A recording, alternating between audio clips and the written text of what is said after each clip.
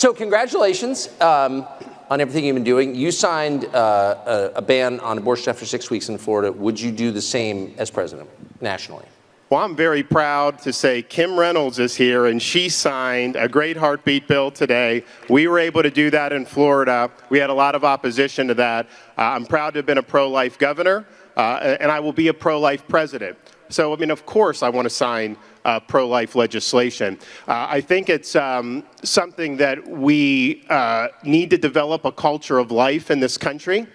If you look over the last 50 years, we allowed practices that were barbaric. Post-birth abortion. Abortion when you have a fully formed baby 6-7 months in. And I don't think Rome's built in a day. I think it's going to take time to make progress in some parts of the country. But as president, I will be somebody who will use the bully pulpit to support governors like Kim Reynolds when she's got a bill, other states as they advance the cause of life. It is a critical issue, and it's one I'm happy to have done. And oh, by the way, this is an issue where I had a lot of supporters who were averse to me on this. Donors saying they didn't want to support me if I stood for life. It's been written about how I lost a lot of really big supporters. Some of them just aren't pro-life. Some of them think it's a political liability. And at the end of the day, you get into office to be able to do what's right. And you've got to stand on principle, and you've got to say, why am I here? If you're here to contort yourself into a pretzel, to try to not have to take on big issues, to take the political road that's easier traveled, then you're not somebody that's dependable. So we stood up, we did what was right. Yeah, we lost some support as a result of that, but if I had a chance to do it again, I'd do it every day of the week and twice on Sunday. So can you, so what you're saying is people need to be brought over to that. I mean, you have to govern by consensus. In a democracy, you have to convince people. So can you just give us your quick pitch, your speaking to someone of goodwill and good faith, a decent person who has a different position from you on abortion. How do you bring them to your position? What do you say? Well, look, I think that one of the most impactful moments of my life was with my better half right over there, the first child we had very early in the pregnancy. We're going in, getting an ultrasound, and I hear this whoosh, whoosh, whoosh. I'm like, what is that? That's your daughter's heartbeat. Wow. That changed me. I mean, I was pro-life at the time, but that really had an impact on me. And with science and technology, I think we have brought more people over. But at the end of the day, to do what Governor Reynolds just signed, or what we did in Florida, a baby that has a detectable heartbeat, that is a life. And we're better off when everybody counts. We're better off when everybody's given a chance. And so we should stand for life. Amen. So, I don't know if this is like too parochial to bring up here, but all of America is moving to Florida, so this is like an issue. We've reduced all environmental concerns to climate, but there's still an actual environment, and Florida has a red tide problem that seems to be getting worse, and then there's some indication that it's hurting people neurologically, and it seems like kind of a disaster. What can be done about that? Well, we've actually created an infrastructure in Florida, and I think it's a good thing because like the Democrats and the left, they talk about global warming, they're going to change the climate. Them forcing you an electrical vehicle is not going to change the climate when China is building a new coal plant every week. I mean, so just give me the break. This is trying to control your behavior, it's social engineering, and it's not something that's going to work. So what I've said in Florida is, okay, Democrats, I'm actually going to focus on the environment that Floridians like and enjoy, and that makes our state unique. So we tackled both blue-green algae, Everglades restoration, and red tide. We've created infrastructures and task force. We have money that will go in to do. So there's a lot of experiments being done on red tide right now with the program we put in, but you have to make a decision. Maybe it works in a lab, but if you do it out in the Gulf of Mexico, is it going to have any other cascading effects? So that's what they're studying right now. We think that there's some things that are going to be very good. Now, red tide is natural. I think most people know that. It's been detected going back into the 1800s. But what can we do to mitigate it, and what can we do to prevent being exacerbated. But we've done very well on environment, not because I'm doing kooky liberal things, but because I'm focusing on things that actually impact the daily lives of Floridians. And oh, by the way, I've never come to Iowa without someone coming up to me that they tell me they spend time in Marco Island or Sarasota or wherever, and I see half the Midwest down in Southwest Florida during the winter months. And that's a good thing. But when you see half of New Jersey down there, does that make you worry? So here's the truth. When I became governor, and I was born and raised in Florida, I had never seen a California license plate in the state of Florida in my life. And all of a sudden, we start seeing California plates. My supporters are like, uh-oh, who are these people? Because remember, I may have won by 20 points in November, but usually Florida races were 1%. So if you bring in 50,000 Californians, 50,000 people from New York, all of a sudden, it could be a blue state. We would have supporters go to supermarkets in like Palm Beach, find every New York or New Jersey license plate, put a flyer in the windshield and say, do not vote down here the way they vote up there.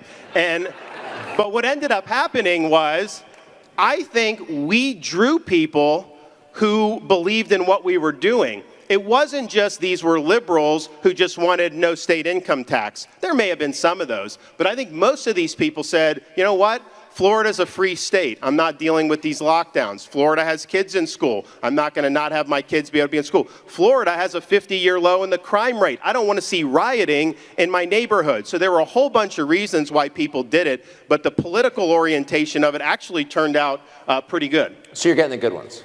We're getting good ones. And you know what? We're converting people too. I mean, that's, I think, something that we have to do as a movement. You can't just preach only to the choir. I want to get some other people who may not have voted Republican in the past and get them on our team. And we've done that in Florida in record numbers. And I think it can be done across the country. We're up against a movement that is parroting woke ideology, that their message to the American people is that men can get pregnant. Really? That you should swim on the men's swim team for 3 years, switch to the women's team, and you can be the women's national champion? Most people don't buy that. And so I think we have an opportunity to really capture a lot of voters by representing a platform of common sense and sanity and traditional American values. Amen.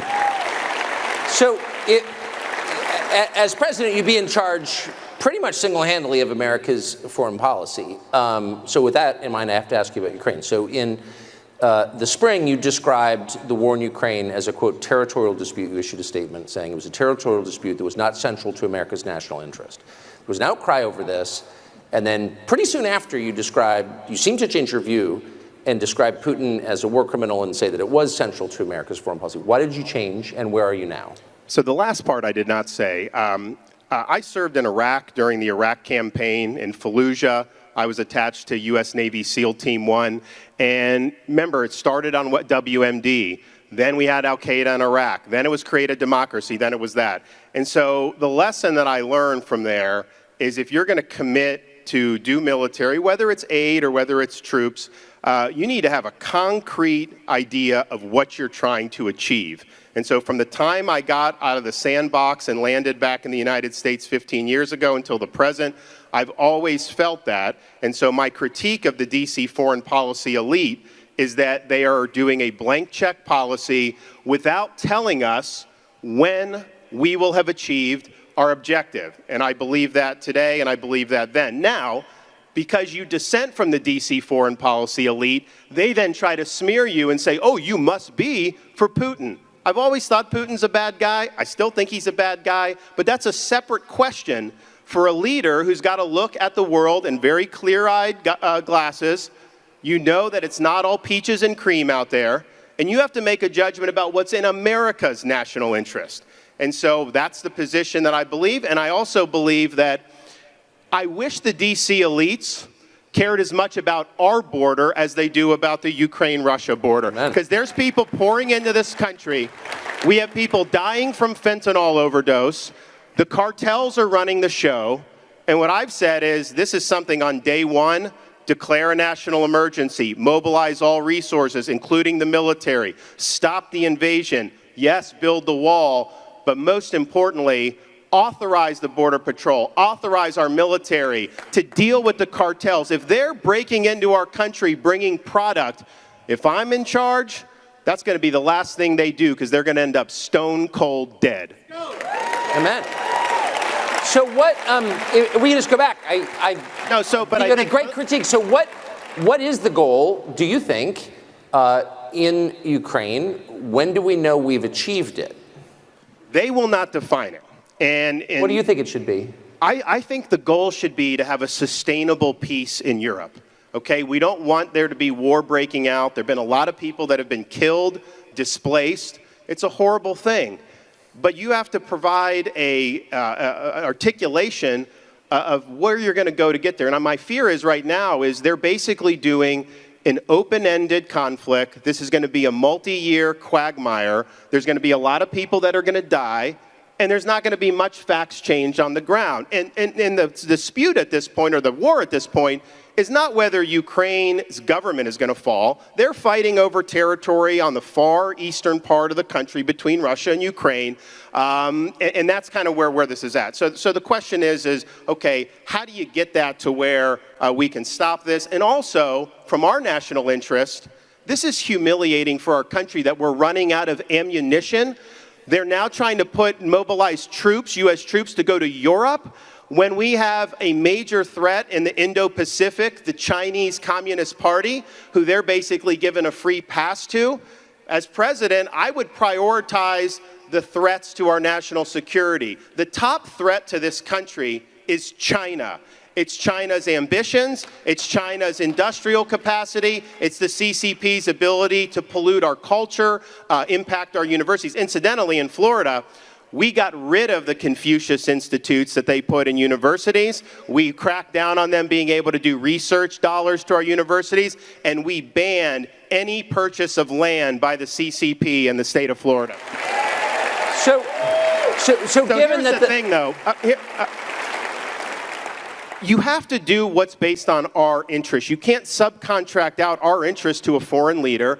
You can't want it to go on because it'll be good for defense contractors or, globalist investors. It's all about what's in our interests. And I think we're basically in a situation with our foreign policy. We're providing a blanket security to Europe. They're not paying their fair share.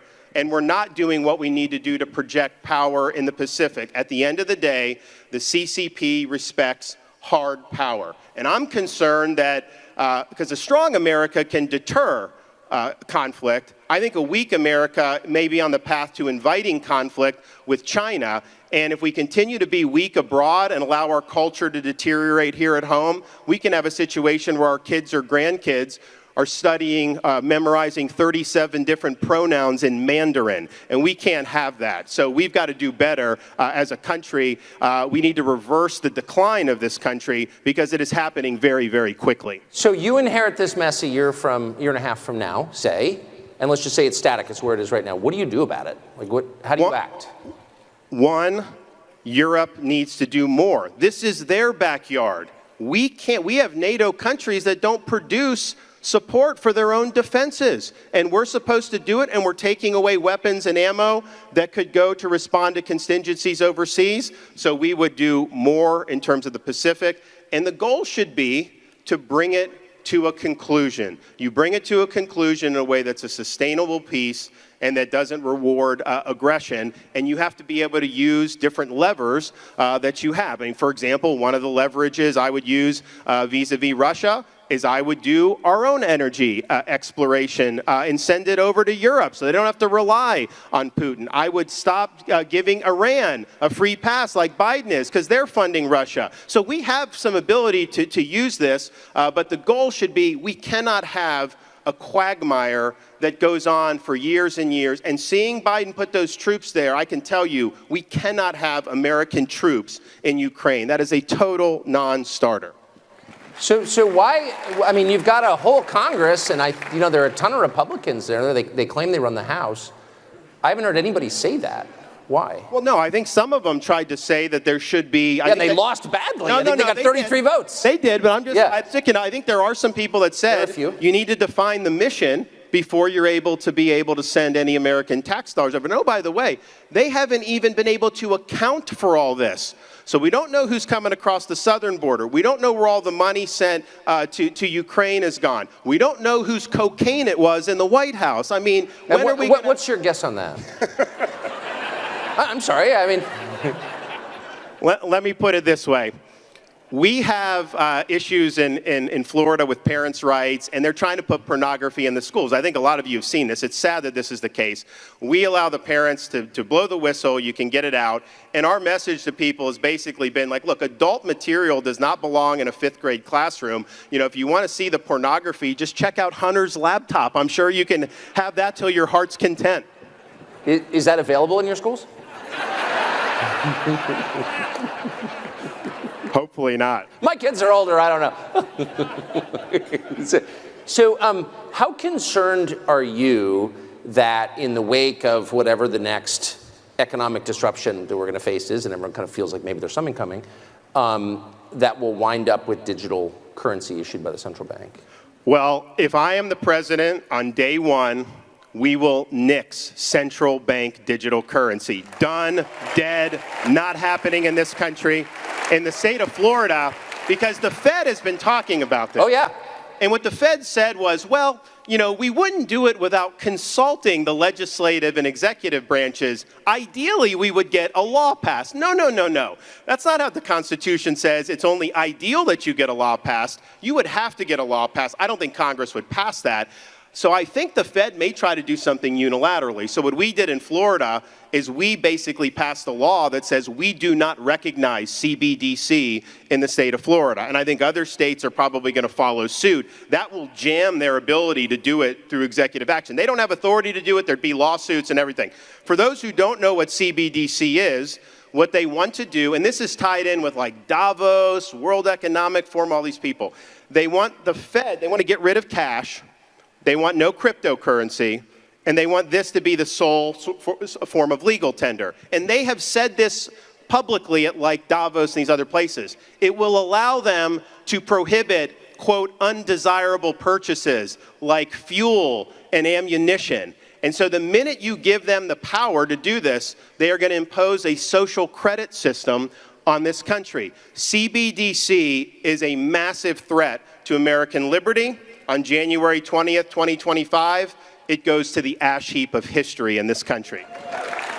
So if you were to become president, and previous presidents have discovered this, so you and the vice president too, but you're the only elected leaders in an executive branch that's the largest human organization in history. Millions of people, okay, work for you. And a lot of them just hate you because they're all partisan Democrats. And they work to subvert you from day one. And again, we've just seen this at scale. What do you do about that? Like, what do you do about the FBI or the CIA or agencies that are heavily armed and have intel capacities that you don't have, and like they're vast? How do you manage that? With me on day one, you get a new director of the FBI. We need that. That's going to happen. So I think a couple things. One, there are thousands of positions in the executive branch that are appointed by the president. You got to have all those people ready to go to be submitted to the Senate in January of 2025. You can't wait 2 years to fill all the positions because then these career bureaucrats, they just take over. So you got to have your people in there on day one. You also have to have certain character of people. Like if you're the Attorney General, everything you do to deal with the DOJ, end the weaponization of government, deal with the FBI, the press is going to rake you over the coals. The left is going to rake you over the coals. The Democrats, they're all going to rake you over the coals. You either are down for that or you're not. And if you can't handle that, if you don't have the backbone to do that, you will fail at that job. So you need people, and I look at different folks in government, like on the Supreme Court. I would look to Clarence Thomas as the example because he doesn't budge. He doesn't care what the media says about him. They've smeared him 6 ways from Sunday. He does what he thinks is right. So you got to have those people. And then you have levers that you can pull. I believe Article 2 of the Constitution means the president has the executive authority. We just say these bureaucrats somehow can't be held accountable. I disagree with that. I think you can fire them. If we have an FBI agent going to harass a pro-life activist like they did Mark Houck and send a SWAT team, I'd fire them immediately. When you have FBI colluding with big tech to censor dissent. I would fire those people. Had I been president 2020, Anthony Fauci would have been fired, and you've got to be willing to do it.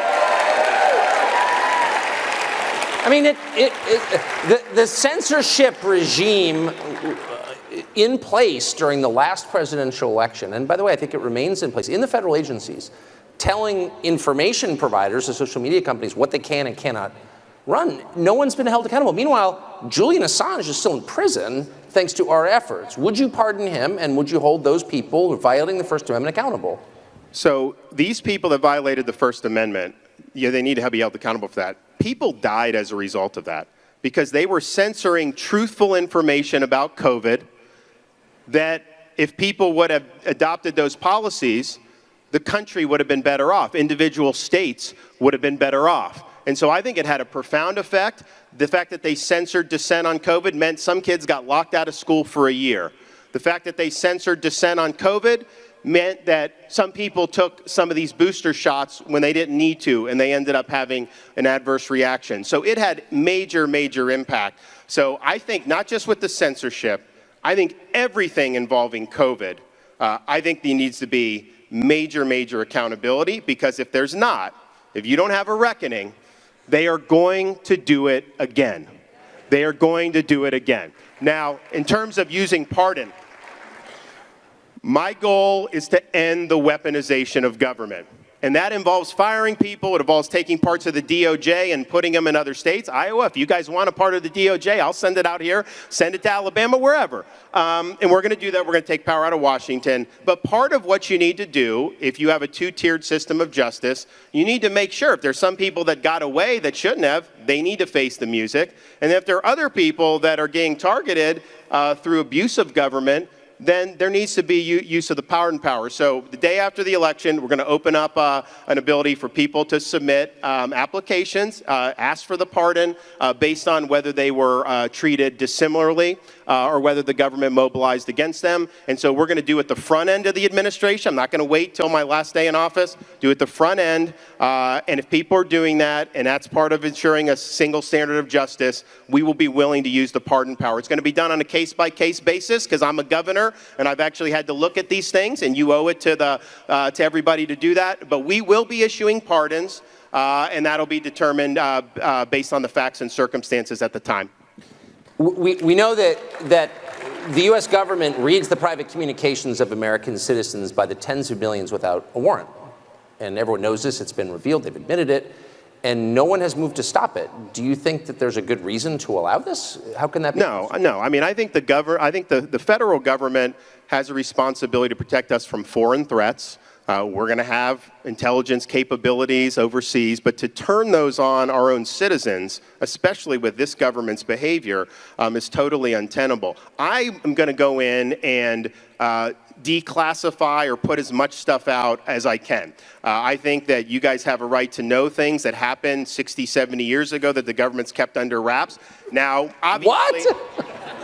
Obviously, if things that are more recent, if there's stuff, I mean, you have to make those judgments. But my default is going to be that they're going to have a high burden to justify why it shouldn't be public for some of these main things that we all talk about that have occurred in the past, because the government uses classification as a way to evade accountability for itself. I think there is a legitimate use of classified information, but it's like what should be classified and what actually is like so much more. And so it's all about protecting their power. But it's a huge, huge problem in how they've conducted this. And to turn the government on the American people, that's the founding fathers' worst nightmare.